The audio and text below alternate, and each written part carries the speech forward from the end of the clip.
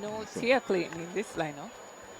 Lane 4 is Tia Clayton not in this one as they settle inside their block. So it's Williams, Morrison, Lavanya Williams in 5-6, Tina Clayton, World 100-meter silver medalist in 7, and strong set position and sent off. And now quickly is Lavanya Williams. Brilliant.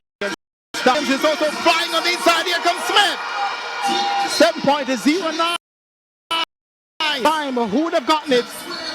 My, that was such. Says Jonielle Smith with that brilliant finish on the line and she went hunting. I don't know how she won that, Jermaine.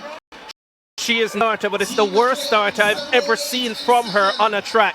And for her, we're not talking about 100, we're not talking about 200.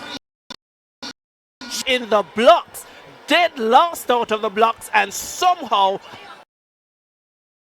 field to snatch this win. I was saying she's a different athlete this week, and this race left in the blocks. And it's so important to have a good start in the 6th of the race. So much time to make a comeback like this. So it's absolutely unbelievable performance here from Jonielle Smith. Really I like what I'm kind seeing. of